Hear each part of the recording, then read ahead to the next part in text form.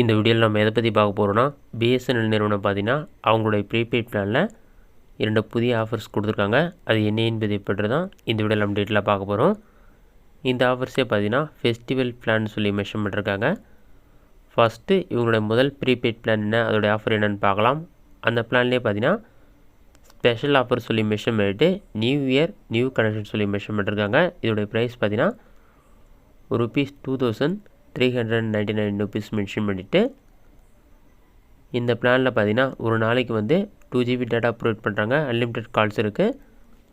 ஏற்கனவே பார்த்தீங்கன்னா இந்த பிளானுக்கான வேலிடிட்டி 395 நாட்கள் மட்டுமே இருந்தது. தற்போது 425 நாட்கள் வந்து இதற்கான வேலிடிட்டி கொடுத்துருக்காங்க. 30 நாட்கள் வேலிடிட்டி அதிகமாக இருக்குது.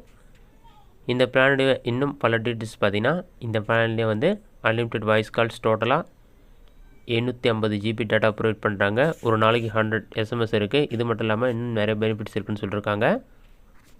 ஒரு நாளைக்கு 2 GB நீங்கள் ஹை ஸ்பீடில் யூஸ் பண்ணலாம். இந்த பிளான் வந்து ஜனவரி 16ஆம் தேதிக்குள் ரீசார்ஜ் பண்ணணும். அப்போ தான் உங்களுக்கான வேலிடிட்டி இருக்குன்னு சொல்லியிருக்காங்க. அதன் பிறகு இந்த ஆஃபர் இருக்காது. நெக்ஸ்ட் அடுத்த பிளான் பார்த்தீங்கன்னா ₹277 பிளான். இந்த பிளானுக்கான வேலிடிட்டி மொத்தம் 60 நாட்கள் கொடுத்துருக்காங்க. இந்த பிளான்லையும் டோட்டலாக 120 GB வந்து டேட்டா ப்ரொவைட் பண்ணுறாங்க. ஒரு நாளைக்கு 2 GB டேட்டா ப்ரொவைட் பண்ணுறாங்க. இந்த பிளான்லேயும் அன்லிமிட்டெட் வாய்ஸ் கால்ஸ் இருக்குது. ஒரு நாளைக்கு 100 SMS ப்ரொவைட் பண்ணுறாங்க. இன்டர்நெட்டும் அதிகமாக கொடுத்துருக்காங்க. இது எல்லாமே பார்த்தீங்கன்னா ஃபெஸ்டிவல் சீசன் ஆஃபர் சொல்லிவிட்டு அந்த பிளான்லேயும் மென்ஷன் பண்ணிருக்காங்க.